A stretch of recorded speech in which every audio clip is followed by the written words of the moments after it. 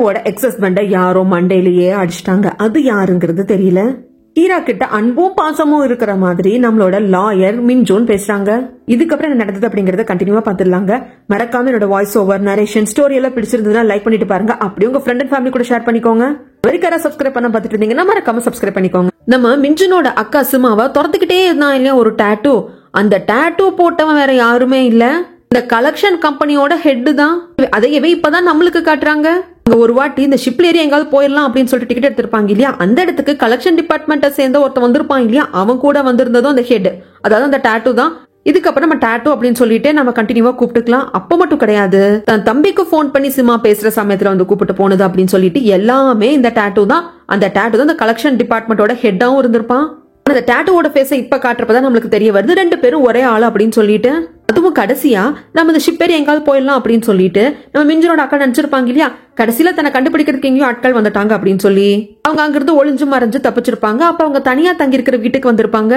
அந்த சமயத்துல தான் தேயானோட அப்பாவான சேர்மேனுக்கு இவங்க ஒரு லெட்டர் எழுதி ஒரு பாக்ஸ்ல சீல் பண்ணி அனுப்பிச்சிருந்திருப்பாங்க.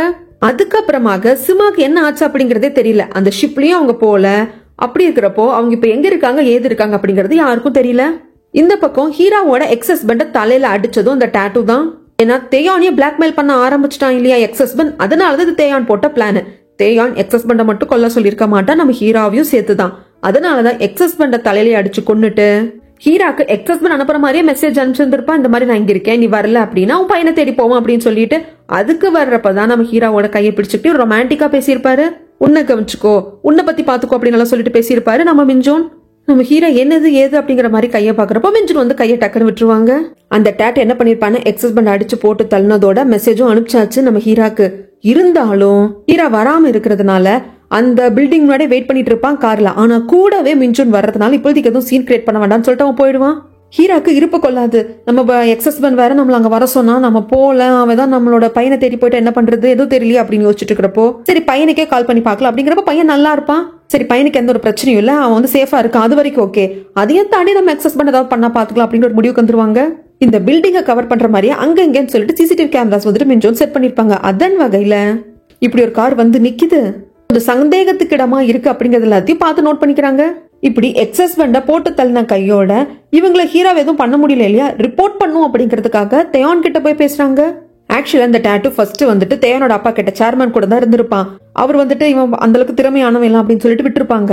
இப்படித்தான் அப்பா கிட்ட இருந்து கைவிடப்பட்ட ஆட்களை தன் பக்கம் சேர்த்திக்கிறது மூலியமாக தனக்கு பலமா இருக்கும் தான் தேயான் தன் பக்கம் சேர்த்தி இருந்திருப்பான். இந்த கலெக்ஷன் டிபார்ட்மெண்ட் இந்த கம்பெனியையும் இவனை நம்பி கொடுத்திருந்திருப்பான். ஆனா இத்தனை பிரச்சனையும் ஆயிருக்கு. ஏன் இப்படி எல்லாம் பண்ற அப்படின்னு சொல்லிட்டு கேட்கிற சமயத்துல மேடம் எனக்கு இந்த ஒரு வாட்டி மன்னிச்சிருங்க, கண்டிப்பா இதுக்கப்புறம் நான் வந்து நல்லா ஒர்க் பண்ணுவேன், பிளீஸ் இந்த ஒரு வாட்டி என்ன மன்னிச்சிருங்க. நீங்க சொன்ன மாதிரி இந்த எக்ஸஸ் பண்ண நான் போட்டு தள்ளிட்டு ஹீராவை முடியல, ஏன்னா அந்த இடத்துல சிச்சுவேஷன் சரியில்லை அப்படிங்கிறப்போ இன்னொரு சான்ஸ் கொடுக்கறதுக்கு தேயான் ஓகேன்னு சொல்லிடுறா. இந்த பக்கம் சேர்மனை காட்டுறாங்க. 11 வருஷத்துக்கு முன்னாடி சிமா கிட்ட அந்த பார்சல் அவர் ஏற்கனவே பார்த்திருப்பார், அதுல படிச்சிருப்பாரு இல்லையா. இப்ப அவர் என்ன படிச்சாரு நம்மளுக்கு காட்டுறாங்க. உங்களுக்கு ஒரு பையன் இருக்கான், என்னால அவனை வந்து காப்பாத்த முடியல, என் ஃப்ரெண்டு வச்சு வளர்த்துட்டு இருக்கா, நம்ம பையனுக்கு நான் ஜோஹன்னு சொல்லி பேர் வச்சிருக்கேன், பிளீஸ் என்ன வந்து உங்களால காப்பாற்ற முடியாதுன்னு எனக்கு தெரியும், நம்ம பையனையாவது காப்பாத்தி அவனையாவது பத்திரமா பாத்துக்கோங்க அப்படின்னு சொல்லிட்டு எழுதியிருப்பாங்க. இந்த மனுஷனுக்கு சீமா மேல என்ன கோவம் அப்படிங்கிறது தெரியல. அது இப்பதான் பாக்குறாரு 11 வருஷம் கழிச்சு. அப்போ அந்த குழந்தை பிறந்திருந்தா இப்ப அந்த குழந்தை கிட்டத்தட்ட ஒரு 10 வயசு ரன்னிங்ல இருக்கும். நான் எங்கிட்டு போய் கண்டுபிடிக்கிறது?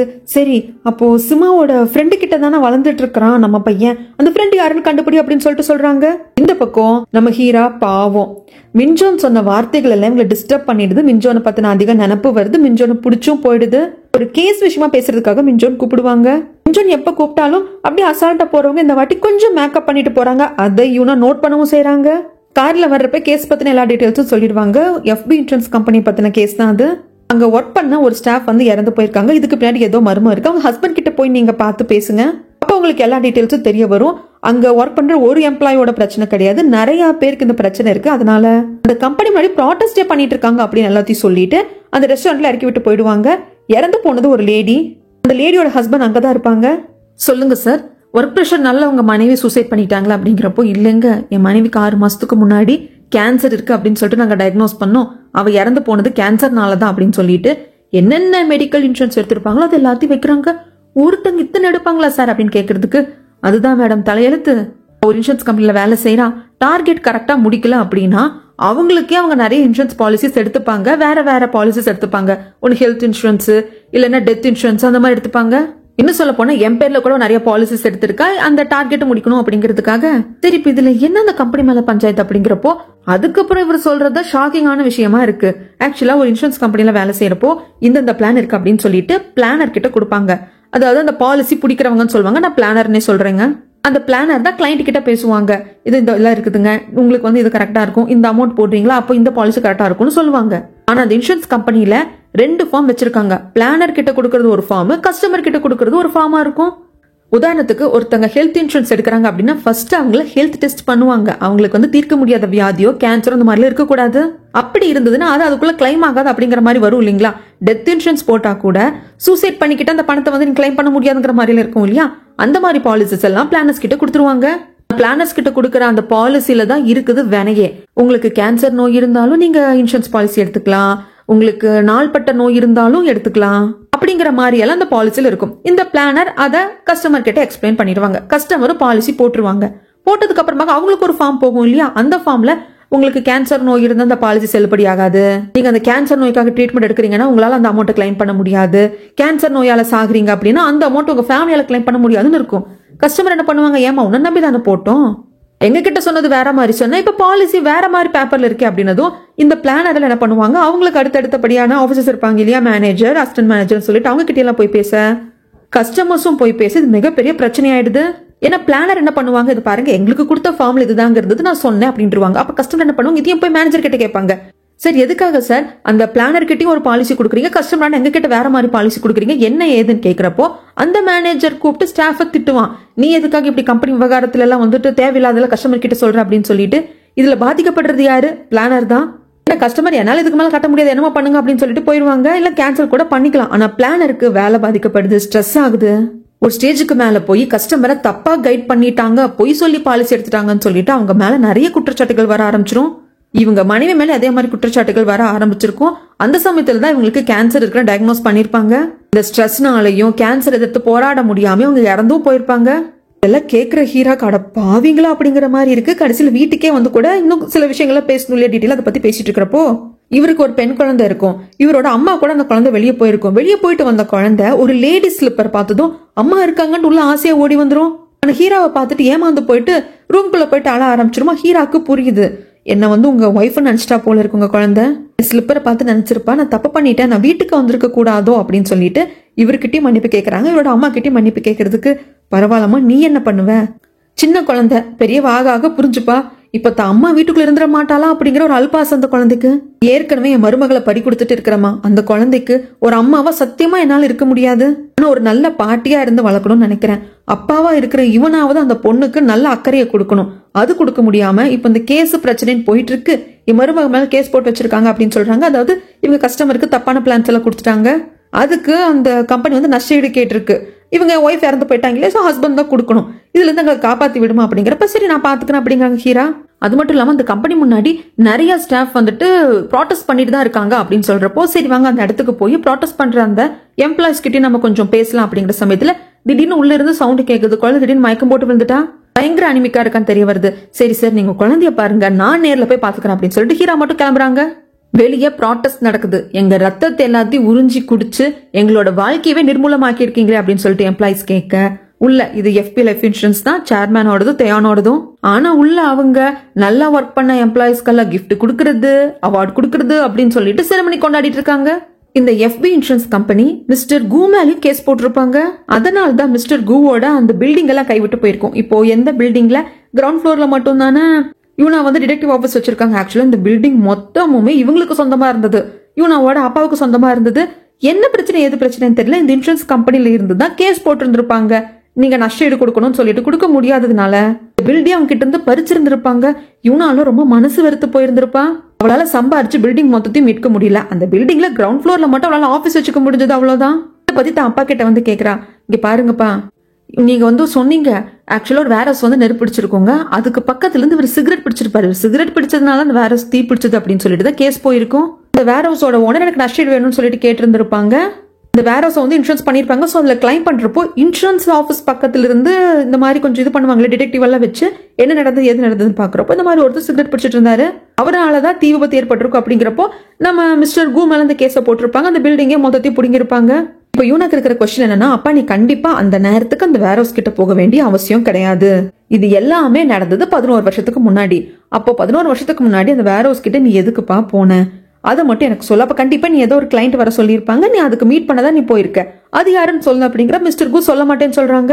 கடைசி வரைக்கும் கிளைண்ட் யாருங்கிற இன்ஃபர்மேஷன் வெளியிடக்கூடாது, நல்ல டிடெக்டிவ்னா அப்படிதான் இருக்கணும் அப்படின்னு சொன்னதும் சரின்னு சொல்லிட்டு யூனா வந்துருவா.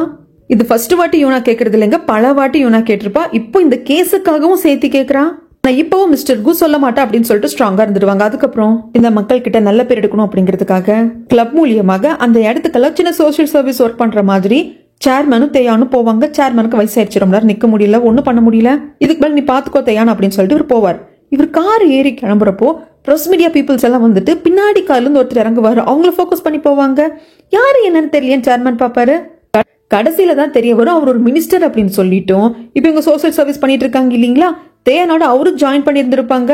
சோ இதன் வகையில தேயான் வந்து அவளுக்கான கெயினை வந்து எடுத்துக்கிறான். மக்கள் பார்வையில ஐயோ தேயான் ரொம்ப நல்ல பொண்ணு, நல்லா ஒர்க் பண்றா அப்படின்னு சொல்லிட்டும் போகும். அந்த கட்சியோட சப்போர்ட்டும் தேயானுக்கு இருக்கும் இல்லையா. இது எல்லாத்தையும் பாக்குற சேர்மனுக்கு நம்ம புள்ள பயங்கரமா வேலை செய்யறாளே அப்படின்னு தோணுது.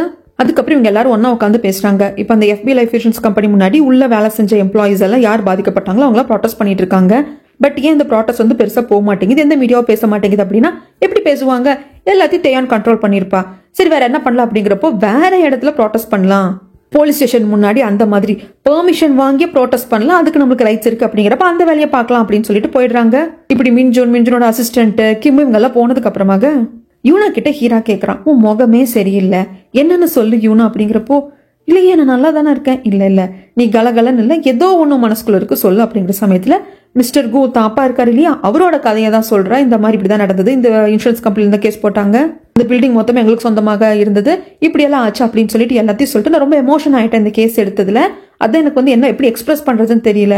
எங்க அப்பாட்டையும் நான் போய் கேட்டேன், எங்க அப்பா எதுவும் கிட்ட தெளிவா சொல்ல மாட்டேன்னு சொல்றாரு, எனக்கு ஒரே டிப்ரெஷனா இருக்கு அப்படிங்கிறப்ப சரி எதுவாக இருந்தாலும் பாத்துக்கலாம் அப்படின்னு தைரியம் சொல்றாங்க. அடுத்த நாள் அந்த FB லைஃப் இன்சூரன்ஸ் கம்பெனி முன்னாடி ப்ரொடெஸ்ட் பண்ணிட்டு இருக்கக்கூடிய அந்த எம்ப்ளாய்ஸ் எல்லாம் வந்து பாக்குறாங்க.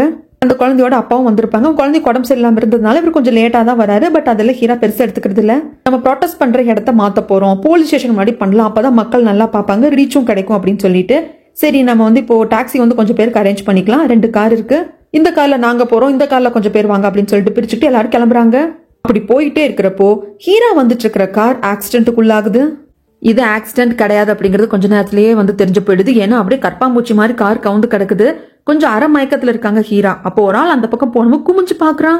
அது வேற யாருமே இல்ல, டாட்டூ தான். அந்த மயக்கத்துல ஹீராக்கு புரிஞ்சு போச்சு இது ஆக்சிடென்ட் கிடையாது, பிளான் பண்ணி மர்டர் பண்ணிருக்காங்க அப்படின்னு சொல்லிட்டு. இது எல்லாத்தையும் பண்ணது யாரு, தேயான் தான்.